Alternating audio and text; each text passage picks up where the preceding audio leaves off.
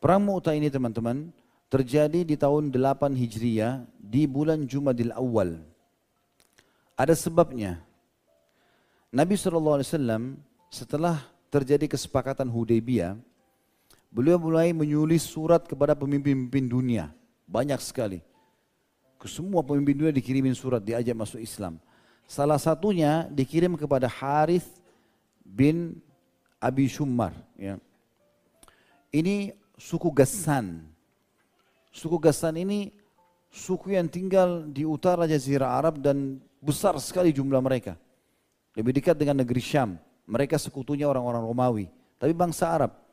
Dan mayoritasnya mereka beragama Nasrani. Ya, beragama Nasrani. Waktu Nabi SAW kirim surat kepadanya, gitu kan, ternyata ditolak. Dan dia mengatakan, siapa Muhammad ini? Seorang yang tinggal di kota Madinah yang sangat kecil, tiba-tiba mau menyuruh aku tunduk dengan pasukanku. Maka Harith pun berpikir untuk menyerang Madinah. Di bulan Jumadil Ula ini, tahun 7 Hijriah, atau tepatnya bulan 4 ya, bulan 5 dari bulan Hijriah, Nabi SAW mengumpulkan para sahabat dan memotivasi mereka untuk berjihad dan menunjuk 3 orang pemimpin pada saat itu. Yang pertama ditunjuk adalah Zaid bin Harithah, ini tokoh kita. Lalu Nabi SAW mengatakan, bila Zaid wafat, maka yang gantikan Ja'far bin Abi Talib. Jadi sudah kita jelaskan juga di kisah Ja'far bin Abi Talib radhiyallahu anhu. Dan bila Ja'far meninggal, maka Abdullah bin Rawaha. Dan ini isyarat dari Nabi SAW kalau ketiga sahabat ini akan mati syahid. Dan ini tepatnya ada sekarang di wilayah Jordania. Perang Mu'tah ini di wilayah Jordania. Jadi utara Jazirah Arab. Pada saat itu teman-teman, Nabi SAW menggerakkan pasukan tepatnya di hari Jumat. Di hari Jumat, di bulan Jumadil Ula, tahun 8 Hijriah. Pada saat itu, Nabi SAW gerakkan, habis sholat subuh, mulai terbit matahari, habis duha, Nabi SAW suruh jalan semuanya. Jalan semua pasukan. Dari 3 orang pemimpin, Zaid bin Harithah, Ja'far bin Abi Talib, kemudian Abdullah bin Rawaha. Abdullah bin Rawaha ini, nanti akan kita bahas insya Allah di kisahnya beliau radhiyallahu anhu. Beliau fikir pasukan jalan waktu duha. Antara duha, kalau kita sekarang kayak jam 8, jam 9 pagi, ke duhur, waktu Jumat pendek, 4 jam, sudah masuk waktu Jumat. Dia bilang sama dirinya sendiri, saya kayaknya mau nunggu aja deh. Sholat Jumat dulu dengan Nabi SAW, baru kemudian saya menyusul pasukan. Saya pakai kuda sendiri yang bisa cepat, sampai kok, keburu. Dengan niat supaya dapat pahala Jumat bersama Nabi SAW, lalu menyusul pasukan. Semua pasukan jalan kecuali Abdullah bin Rawaha. Ini saya kisahkan kisah tentang peperangan itu ya. Kemudian Abdullah bin Rawaha ini, radhiyallahu anhu, hadir di saf pertama. Waktu Nabi SAW khutbah belum kelihatan. Begitu mau sholat ada di saf pertama. Maka Nabi SAW biarkan sholat, habis sholat Nabi tanya, kenapa kau tetap ada di sini wahai Abdullah? Ya Rasulullah, pasukan jalan lambat, saya ingin mendapatkan keutamaan jihad bersama mereka dan juga keutamaan sholat Jumat bersama anda. Artinya biar saya sholat Jumat, apalagi ini sholat Jumat di Masjid Nabawi, 1000 pahala, kalau sholat berjamaah dikalikan 25 kali lipat berarti 25.000 ya, pahala. Belum bersama Nabi berjamaahnya, juga nanti akan jihad.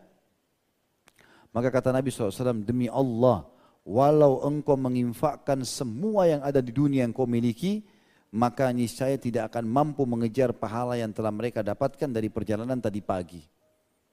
Karena kau tunggu Jumat di sini, kau kejar mau dapat pahala sholat berjamaah Jumat aku segala macam, ini belum bisa apa-apa. Bukan cuma itu, seluruh dunia ini kalau kau miliki, kau infakkan, belum bisa kau kejar pahala mereka dari tadi waktu duha sampai Jumat ini saja. Maka Abdullah pun pada saat itu menangis lalu mengatakan, sungguh aku takut dengan api neraka dari perkataan ini. Maka dia pun berdoa kepada Allah SWT sambil mengatakan, ya Allah, karuniakanlah aku mati syahid. Beberapa orang Yahudi mendengar apa yang terjadi di Madinah itu. Ya.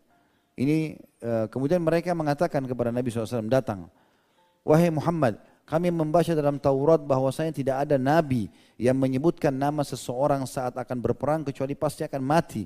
Walau jumlahnya mencapai ratusan atau ribuan orang. Maka kata Nabi SAW, itu karunia Allah berikan. Artinya orang-orang Yahudi tahu benar kalau Nabi SAW adalah Nabi. Karena mereka mendengar itu. Kalau Nabi SAW mengatakan, kalau Zaid mati maka Ja'far. Ja'far mati maka Abdullah. Ini menandakan di Taurat ada kalau Nabi ngomong gitu berarti dia akan mati. Maka kata Nabi SAW itu kehendak Allah kalau Allah inginkan. Pasukan ini teman-teman sekalian bergerak dengan membawa mayoritasnya sahabat yang sudah masuk Islam, tapi ada juga yang baru masuk Islam. Di antaranya Khalid bin Walid radhiyallahu anhum ajma'in. Ini peperangan pertama. Al-Harith bin Abu Shumar Al-Ghassani mengetahui keluarnya Nabi SAW. Maksudnya keluarnya pasukan ini. Maka dia pun menggerakkan 100.000 pasukan dia, 100.000 orang. Untuk melawan 3.000 sahabat. Jadi 3.000 ini teman-teman kalau 10 kali lipat baru 30.000. Ini 100.000. Ya, berarti kurang lebih berapa kali lipat? 30 sekian kali lipat. Ya, jumlah pasukan musuh. Jadi masjid ini misalnya sebanyak ini Masya Allah orang yang hadir. Ini dikali 30 sekian kali lipat. Jauh sekali bedanya. Di kancah peperangan pun walaupun kita banyak 3.000 kelihatannya jadi sedikit karena besarnya pasukan musuh. Plus lagi kalau antum masih ingat pernah saya jelaskan ada satu kaisar Romawi waktu itu yang hidup namanya Heraklius. Dia yang hidup di masa Nabi SAW dan Nabi pernah kirim surat ke dia dan dia masuk Islam. Tapi rupanya dia kena takut kedudukannya maka dia murtad kembali. Ya. Tapi dia bilang sama utusan Nabi, sampaikan ke Nabi SAW, kalau saya tidak murtad, saya cuma pura-pura saja ini. Dia bilang gitu. Waktu utusan Nabi SAW sampai ke Madinah mengatakan, ya Rasulullah, Heraklius syahadat.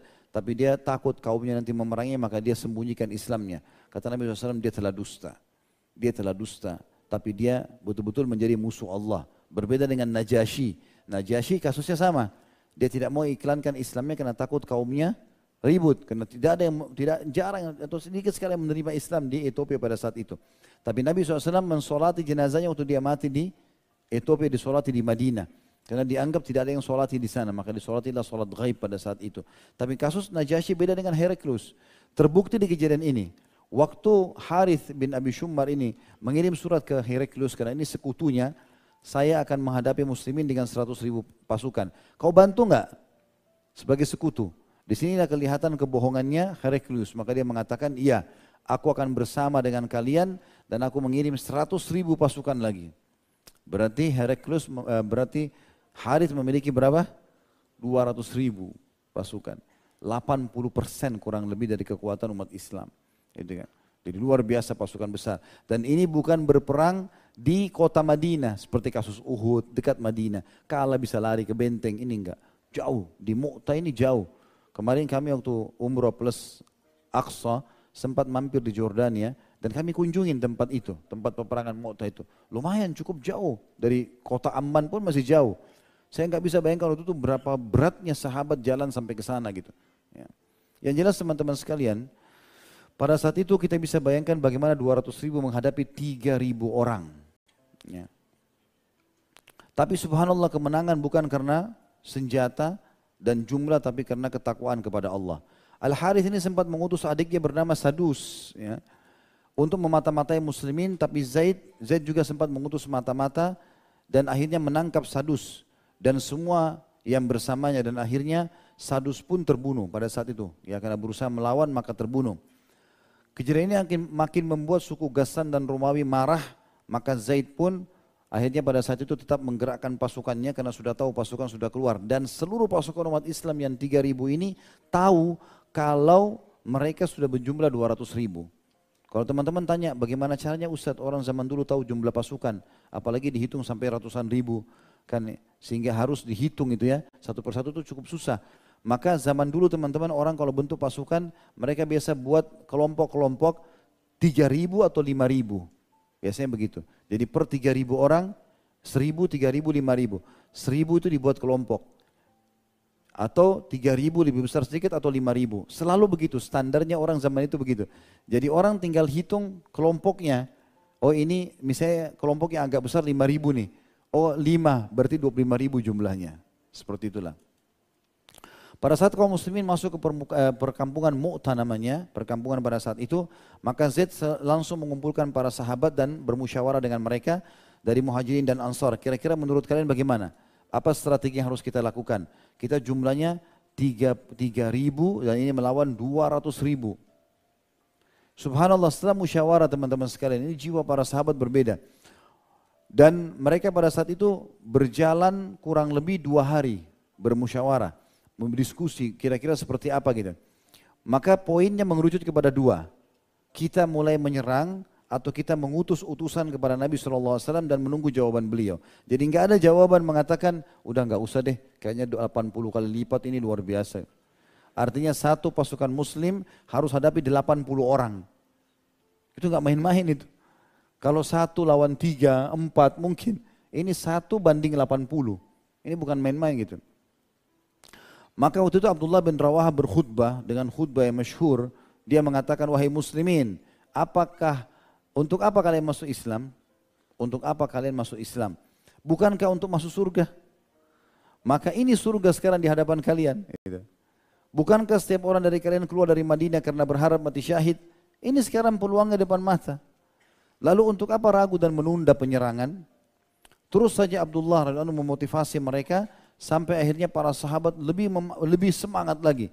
Dan mereka tidak satupun di antara mereka yang berharap untuk mundur, walaupun di depan mata mereka sudah kelihatan 200.000 orang. Seorang sahabat mulia bernama Thabit bin Akram radhiyallahu anhu berkhutbah mengatakan, wahai muslimin, sungguh aku termasuk hadir bersama Rasulullah SAW di Badr, dan Allah memenangkan kami walaupun jumlah kami lebih sedikit, 314 melawan 1.000 orang. Thabit terus saja memotivasi para sahabat sampai akhirnya rasa takut dalam jiwa mereka sudah hilang dan semua mereka 3.000 orang itu siap untuk mati. Dan secara strategi perang, kalau ada 1 orang siap mati, walaupun di depan mata mereka, depan dia 100 orang atau 1.000 orang, dia siap menghadapinya. Berarti 80 pun tidak ada masalah bagi mereka.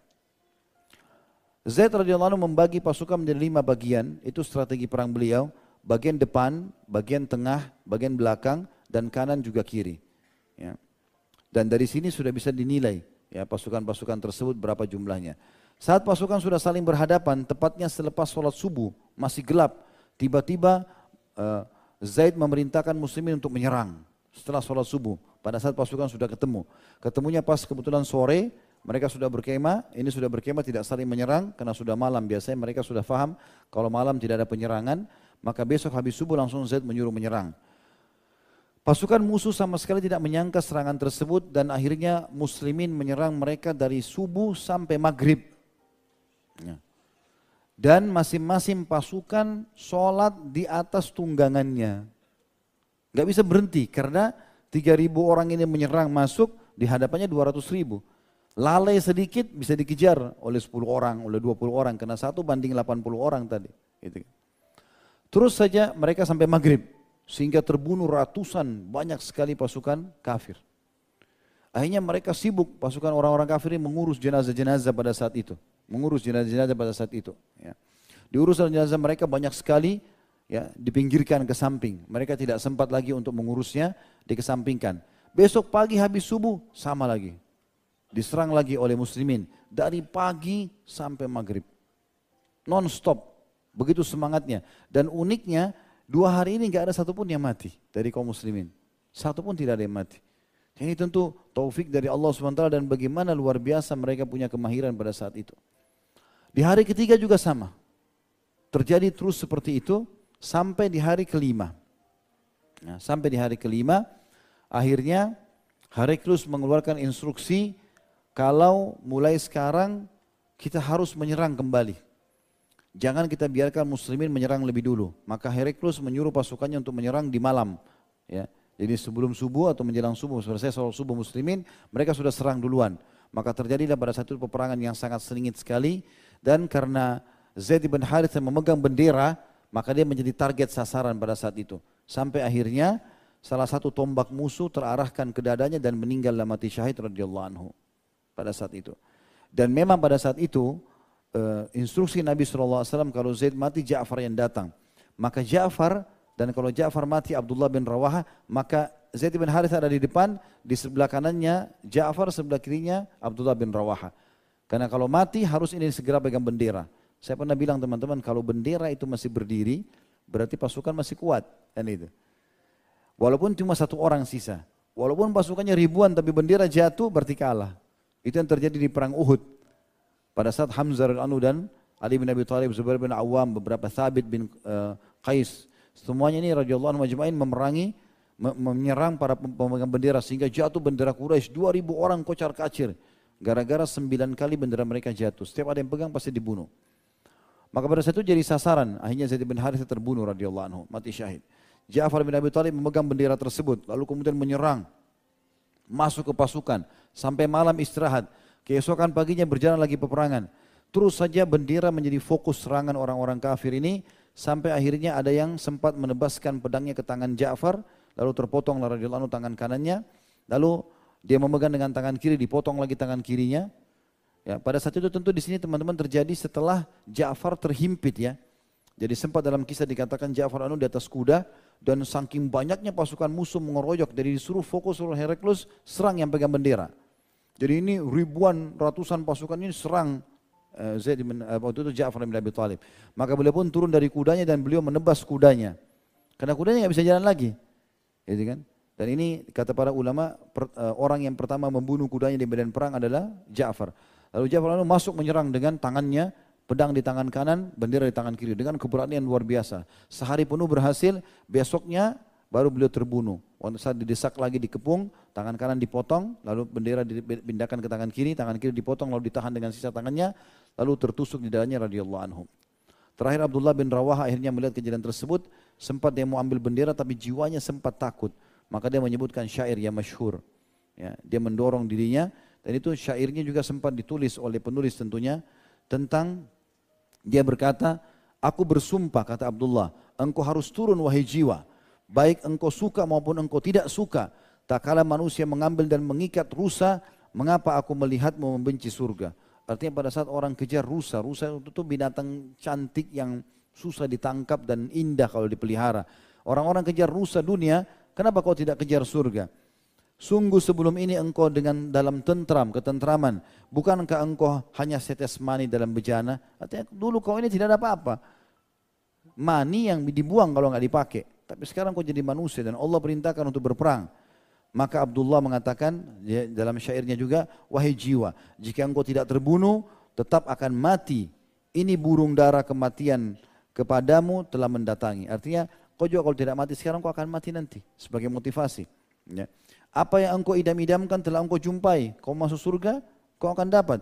Jika berlalu seperti keduanya, engkau telah ditunjuki. Artinya kalau kau sia-siakan ini perang dan mati syahid, maka nanti engkau akan ditunjuk-tunjuki oleh orang, artinya dianggap engkau adalah pengecut. Maka akhirnya pada saat itu Abdullah pun maju radhiyallahu anhu, lalu kemudian